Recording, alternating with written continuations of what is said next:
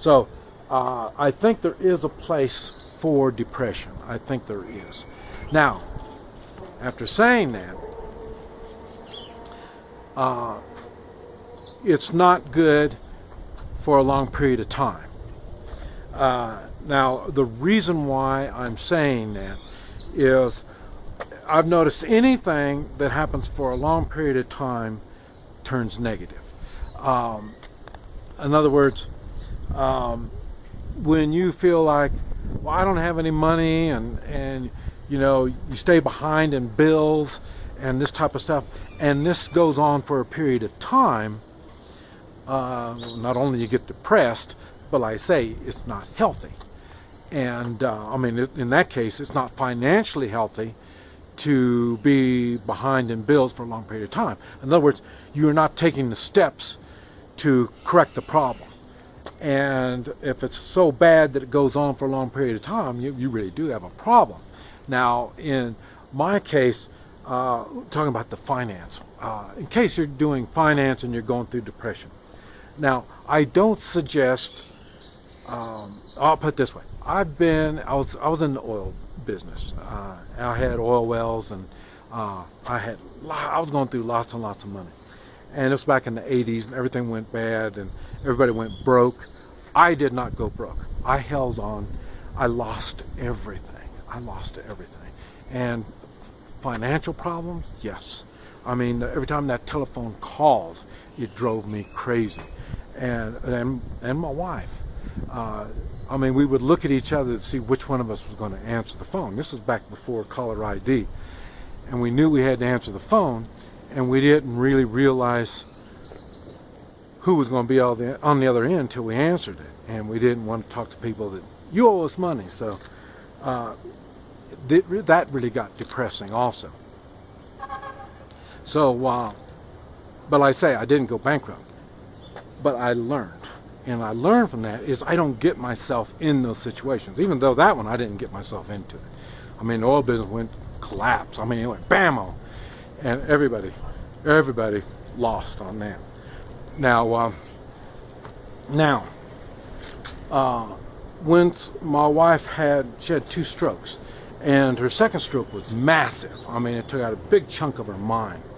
And at that time, I knew my life was screwed. I knew this was bad, and I knew it was bad already because this was her second stroke. She had the first one, and she continued doing the same things that she was doing before, and one of those things was taking medicine. And I've noticed people that medicate after a stroke seem to have another stroke. Seldom do they ever have no more. In other words, the medicine isn't healthy for you. And it wasn't healthy for her, so I was expecting another stroke because she was still, after her first stroke, she could still think. And she continued doing the same stuff she was doing. She didn't make any changes. Now, after the second one, it was bad. She was totally paralyzed. It was bad. And I had to figure out what I was going to do. And, government assistance and all this stuff. That's what everybody was going to do. And they said, oh, don't worry, the government's going to pay the hospital bill, and they're going to have people come take care of your wife, and they'll be coming to the house, and they'll do this and do that. And I said, well, why is that? And they said, well, she's going to stay paralyzed. She'll be paralyzed forever. And I said, whoa. I said, if that's your attitude, well, I didn't tell them that, but if that's their attitude, I don't want them touching my wife because I have to get her back going again. So, and then I've told this story before, but like I say, they said, well, she has to have her medication. And I said, well, I'm not going to let her have medication anymore. I think that's what's been causing her problems. And they said, well, if she doesn't take her medication, we're going to take her away from you. So at that time, because already I realized I'm going to be caring for her. I don't know how long it's going to take me to get her back on her feet, but I knew it was going to be problematic. And so at that time, I decided so I won't be able to work, and I want to take care of her because I can improve her health. They can't. They've already admitted that. So I decided then, well, that means I won't be able to work. I won't be able to do a lot of things because I'll be spending my time caring for her. So with that, I decided, well, what's going to happen? I have gold and silver. I've talked about that. And I have the gold and silver to pay for everything. That's not the problem. Money is not the problem. A lot of people think money is going to fix problems. It doesn't. I've talked about that. And so I said, okay, if that's the case, they said they can take her away from me if she doesn't get her medication. So now I realize I got to leave the country. And I know because of her health, I won't be able to work. So everything tells me this is not going to be a good thing. I won't be able to repay this debt. So I went bankrupt. And when I went bankrupt, then that was it. I just stopped everything. And that's okay. We are fortunate that, and I think that came from the Christian beliefs, I believe. And every 7 years you do your debt or something. I don't know, something like that. But anyway, I am real thankful I had that option. And so I did. I went bankrupt. And went right back to the same thing. That's why I say gold and silver. So it's not the money that's making this happen. It's my wife, and caring for my wife was my focus. And that's really what kept me from going into depression, even though everything was really, really bad. And so, in other words, you can get through messes. And like I say, you need to think ahead. I'll tell you one of the things that I told this person that emailed me. And the reason I'm even saying this is before I left the States this last time, I had a good friend commit suicide. And he was an older, like me, older guy, and he was healthy. And he had problems. And I'm not quite sure what the problems were. We weren't really real close friends because our thoughts on life were different. But as man to man, we were friends. We did care for each other. We did take care of each other. And he's not the first friend that I had commit suicide. I had another friend from Vietnam, and he committed suicide when he was like 48, 49 years old. This was a while back. And I've always said, when it gets to the point that you really think you have to commit suicide, come with me. I'm going to die anyway. I mean, the places I go, the things I do, I'm going to die anyway. So if your life means that little to you, come on, come with me. But the thing is, when you're with me, you're going to have a change of diet, because where am I? I'm in Central America. Our culture, the food we have access to, everything is different. Weather is different. All kinds of stuff is. So what's going to happen is your weight is going to change. You're either going to gain weight or you're going to lose weight. Because like I say, you start getting healthier because that's the way the food is here. And when you're around me, that's what's going to happen, because we're going to be doing things. And like I say, one of these things, you might get sick and die, but it's okay. You think you're going to die anyway. You want to kill yourself anyway. So then, hey, let the poisonous caterpillar get you. You know. And like I say, whatever happens, your weight's going to change and your attitude is going to change. Now, I don't know. You still might die. You know, I don't know. Like I say, I live one day at a time. I have no idea what's going to happen to me each day. So, but what I'm saying is depression is something we can deal with, but you can't do it the same way you've been doing it if it hasn't gone away. Like I say, yes, I'm getting my depression, but I get it and it goes away, and then I get it and it goes away. It's, like I say, things will happen. I will get hope. I'll start going out with a gal, and it gives me hope. And then it goes bad. I don't get depressed when I lose a gal. Now I've been losing so many gals now. Now it's no big deal. So it's not that I get depressed about. I just get depressed about the loneliness, you know. So, and that's really about the only thing. Like I say, money, greed doesn't motivate me. Power over others, that doesn't motivate me, you know. But what does motivate me is serving others. Now, one of the things that did kind of get to me this last time going to the States, I didn't get an opportunity to serve as many people as I would like. And what I ended up doing is I spent a lot of time on the ranch.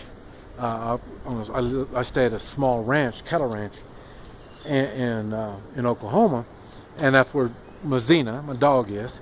And so I spent more time there and with my friends there. So I'm socializing with just my friends only, and I'm not really out helping people. One of the things that I have found, now I don't know if it applies to everybody or just me, but me, the more people that I help, I serve, I feel better. Now, I don't know if that's true for everybody or not. I don't know. But I know for me it is. And this last trip I had, I didn't get a chance to serve as many people as I normally do. Normally I would serve hundreds when I go up for a month and a half, 2 months. And this time, I would say it was probably 10, 20, 30, 50 maybe. You know, so I didn't get that much. I didn't get to help that many people. And the reason was I went to strange places that people didn't know me or know of me. And a lot of the YouTube people have been emailing me, but they're not on my route going around. And for me to get off my route, I have expenses that I have to cover. So I have to line up work when I go to places, and I wasn't able to line up all the work.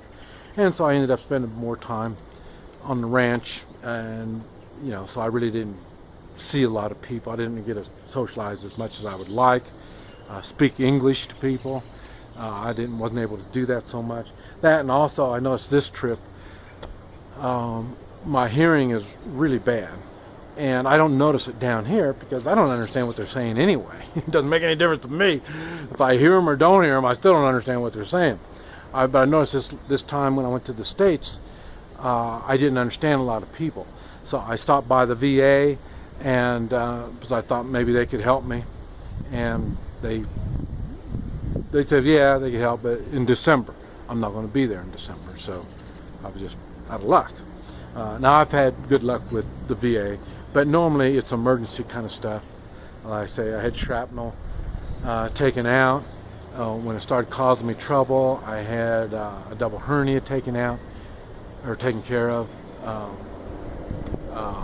when it got to the point where it had to be taken care of. So I've had good luck. It's just I guess hearing and eyesight. I want to check my eyes too. Hearing and eyesight wasn't the priority, so they don't do nothing about it, and it's okay. No big deal to me. I wish I could hear silence. It would be a lot better. But the continuing noise, that's another thing that kind of gets you kind of depressed. Is continued all the time, 24 hours a day. That's why when I go to sleep, when I go to bed, I have to be totally exhausted, and then I lay in bed, and bam, I go to sleep. It doesn't take me no time, but the longer I wait, the more that buzzing just drives me crazy. But the depression is something that you can do, and if it's a loved one, it's something you can help them with. And what it is, you have to understand what it is that's going on. The depression itself is a symptom. Don't treat the symptom. Now, they do that all the time, and that's why people get sick. But when depression is in the mind, and when you start messing with the mind by treating the mind, you're going to have problems. I guarantee you're going to have problems. So what you do is don't fix the problems for this person. Help this person realize what is causing the depression and let them work their way through this. Personal responsibility. There's no part in your life where it comes to the time when you don't take personal responsibility. It just doesn't happen that way. Even when my wife was totally paralyzed, I would not let her not take personal responsibility. She had to pee. We had the commode right next to the bed, and I would lift her and put her on the commode. They said, well, we'll just put a bedpan. No. She has to take personal responsibility. She has to learn to control when she has to go to the bathroom, and we're going to make her body go through all these actions so her body doesn't forget how to go to the bathroom. I mean, after all, you think I want to wipe her ass? No. She has to take that personal responsibility. And so you always take personal responsibility as long as you live, if you expect to have a life worth living. And what's happened when they get depressed, they think it's something that they can't do anything about. It's beyond their control. But it's not. It is part of their control. They can do something about it. It may not be the kind of choices that they would like, but there are things they can do. It's not going to be easy. But hey, we're talking about nothing good for a long time. The same thing. If you've had an easy life, like you probably have, you've had an easy life for a long period of time, and now things get tough, and you want to whine and feel sorry for yourself and get depressed, I don't buy it. I don't give a shit. Hey, I have hard times that I have to go through. You expect to go through life without hard times? There's going to be mistakes we make. There's mistakes we have to pay for, and we move on with our life. Man, I didn't think this depression thing was going to be that bad. But I'll tell you, when it happens to you, it is bad. Like I say, I go through it on and off. Even now, down here. What makes me mad is I'm in the middle of, this is Eden down here. It really is. Now, I understand to many Americans, it's not. Why? Because down here you have to take personal responsibility. I say, if you walking across the street and you get hit by a car, it's not the car's fault, it's your fault for walking across the street and getting hit. If you step in a hole and you break your ankle, it's your fault for stepping in the hole. Americans don't like that. They want things easy. But I'll tell you, it's not. If you take personal responsibility, this is a great place to be. And one thing I think is kind of funny, I talk like that, and you see this, I don't even do my own laundry. When I go to the United States, I do my own laundry. Down here, they do my laundry for me. We've got a restaurant, so they cook my food. I want some hot chocolate. I just tell them I want some hot chocolate, and they ask me how much you want. Most people just want a cup. I want a pot. I usually get a pot of hot chocolate. So, and especially in the evenings. Now it's nice. It's pretty nice. Oh, it's a little bit chilly now. We're in rainy season now, but at night it'll get a little chilly, and then I'll sit down with a pot of hot chocolate. This is one of these moments where the loneliness just tears me apart, because like I say, this is an easy life, a real easy life. And I say, sitting back, having somebody serve you some hot chocolate, hey, all I need is somebody to cuddle up with. Life is good. So, but like I say, that's just the way it is. And that's, well, another thing that's funny is the women say, oh, Guatemala. Yeah, they want everything easy. They don't want to take the personal responsibility. And the thing that's funny is if they don't want to take personal responsibility, for me, that's okay. They don't want to come to Guatemala, they want to take personal responsibility. To me, it's okay, because that means they're not going to take any responsibility over me. And that's what you do when you have a spouse or when you have a relationship. A relationship is you are taking some amount of responsibility to care for this other person. I'm willing to go anywhere to care for the woman in my relationship.